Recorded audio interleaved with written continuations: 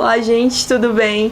Eu sou a Ana Rosa Bernardes e hoje a gente está aqui com o professor Anderson Matos. Ele é professor de psicologia lá no Pitágoras e a gente está aqui para conversar um pouquinho sobre essa questão assim da legalização da maconha. Ele é um ativista, ele é membro da FACA, que é a Frente Ativista Canábica aqui de Divinópolis. Então a gente vai ter um debate sobre esse assunto tão polêmico para a gente poder mostrar os prós desse assunto que as pessoas sempre mostram muito os contras.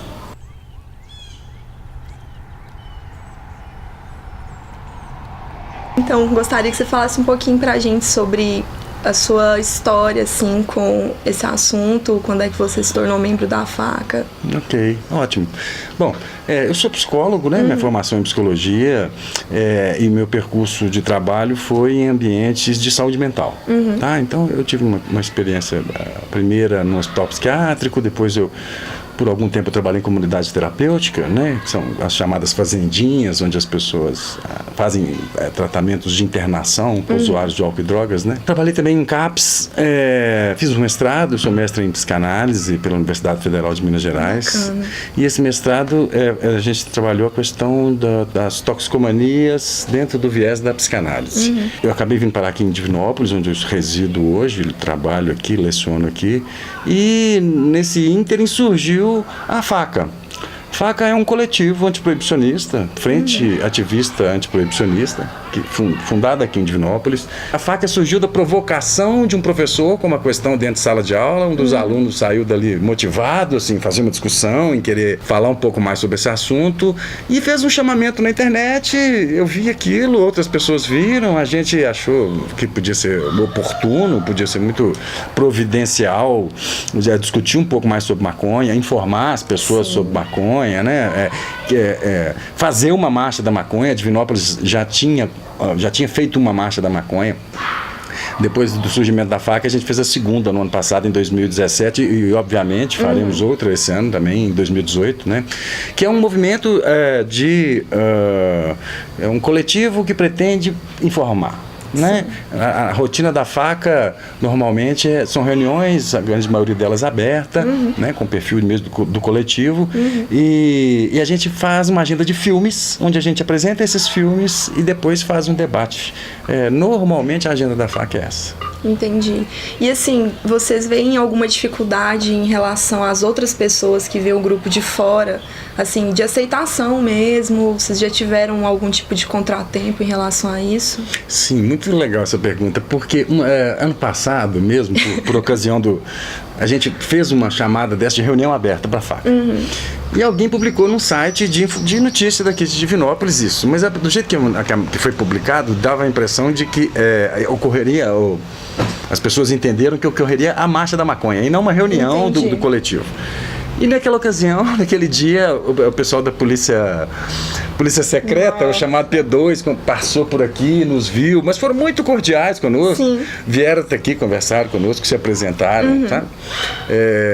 Dizendo exatamente disso, né? Que eles, sendo agentes de segurança, precisavam saber que dia que seria a marcha, exatamente para promover a segurança do grupo, né? Para promover, inclusive, as intervenções necessárias no trânsito.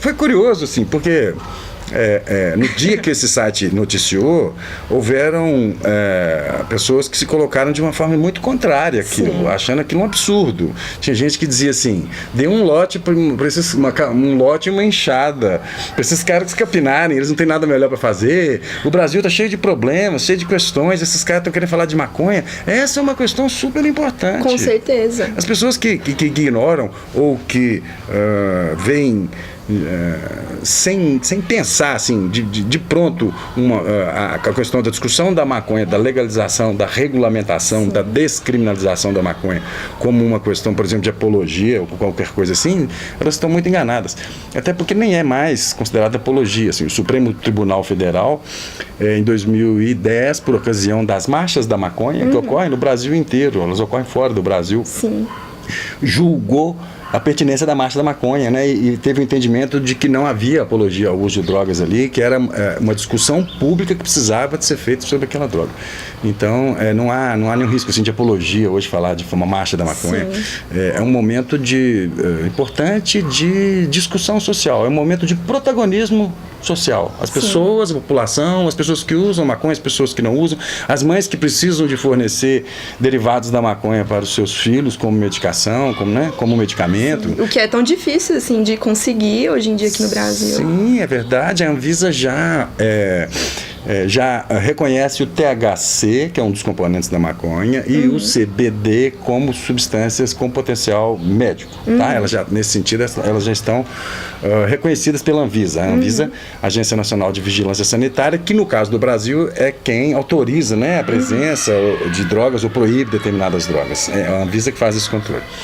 Então, na verdade, ela já reconheceu as potencialidades medicamentosas, mas ainda existe toda uma série de entraves para as pessoas conseguirem fazer um tratamento com óleos derivados da maconha de uma maneira contínua, regular e segura. E assim, quais são os pontos positivos da legalização no Brasil e assim, quais áreas, além da saúde, você acha que poderia contribuir com o país? Ótimo. O debate caminhando pela saúde, ele é muito útil do ponto de vista social, porque aí, quando as pessoas veem um curta-metragem como, por exemplo, Ilegal, que conta uma história real de uma mãe que tem uma menina que tem síndrome de Dravet e que esturrica em várias convulsões por dia, né? Que são quadros que podem levar ao óbito. Quando você acompanha essa rotina de uma mãe, né, fazendo o esforço hercúleo que ela teve que fazer para conseguir ter direito a usar esse medicamento, as reuniões na Anvisa, a peregrinação pela Câmara Federal com os deputados, solicitando a eles que autorizassem, toda uma batalha, né? Quando a gente percebe a dimensão sanitária disso, a saúde, é muito, muito importante, porque isso toca o coração das pessoas. As pessoas se sensibilizam e é muito positivo tocar dessa forma, porque nós vamos conseguir começar a tirar esse aspecto extremamente marginal, né? Esse aspecto de preconceito, esse aspecto errôneo que as pessoas têm sobre a maconha. Então, quando entramos com a dimensão da saúde, a gente consegue tocar a população, as pessoas, o senso comum, para que eles entendam que a maconha é uma droga, mas é uma droga de repente de drogaria. Sim, que em algum momento pode estar numa drogaria, estar numa farmácia, porque de fato é uma droga que tem vários potenciais do ponto de vista médico. Então, esse uso medicamentoso é extremamente importante se discutir, mas tem impactos, claro, na segurança pública, né? A segurança pública se transforma numa fábrica de enxugar gelo, né? Lotando de demanda ao judiciário, lotando de demanda ao penitenciário, sistema penitenciário. Com certeza. Com coisas que não resolvem nada, apenas enclausurando pessoas, né? Então, muitas pessoas são presas por tráfico, sem serem, na verdade, traficantes, né?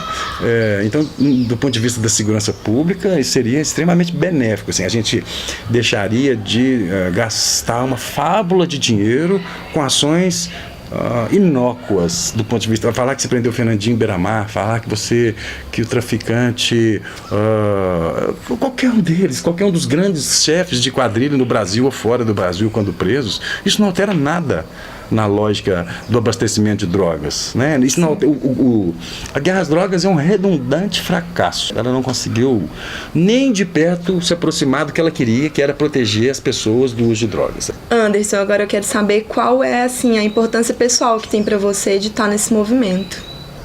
Eu nunca imaginei isso, não esperava isso, né? Estava numa linha que muitas vezes os psicólogos fazem muito isso, né? Os psicólogos costumam fazer o diagnóstico do paciente e se existe uso de droga, eles tendem a interpretar que aquele uso de droga é necessariamente problemático. A minha vida prática, né, como profissional, na minha relação com as pessoas, eu fui percebendo que não era bem assim, que na verdade a maconha não era uma droga com esse potencial maléfico que as pessoas acreditavam, que elas achavam, muito antes, pelo contrário, uma droga benéfica, com uma série de usos possíveis, né? E nessa, eu que podia ter vergonha ou medo de, por exemplo, participar de uma marcha da maconha, onde eu ia imaginar que eu ia fazer uma marcha da maconha, participar de uma organização de marcha da maconha, nunca. Mas foi perceber que eu estava sendo honesto lidando com a verdade. Sim. Sabe? Quando eu percebi que aquilo era verdade, né, que aquelas pessoas estavam defendendo era muito legítimo e verdadeiro, eu perdi o medo, inclusive, da crítica de colegas ou de pessoas que estão desinformadas. Seguramente a maconha será regulamentada e descriminalizada, é apenas uma questão de tempo. Você que precisa de informação, procure essa informação. Temos aqui a nossa página aqui em Divinópolis, da FACA, né? No Facebook, tem várias associações, tem a AMAME, Associação de Pacientes Usuários de Maconha Medicinal, tem outras associações pelo Brasil, basta você fazer uma busca mais atenta no Google mesmo, você vai achar muita informação importante. Agora encerrando, então, muito obrigada pela sua presença aqui, te desejo muito sucesso aí para você e pro pessoal da FACA. Obrigado, foi um grande prazer, sempre que quiserem pode nos convidar que a gente fala sobre esse assunto, as pessoas precisam se informar. Prazer foi nosso. Valeu, muito obrigada, obrigado. gente. Até a próxima. Até.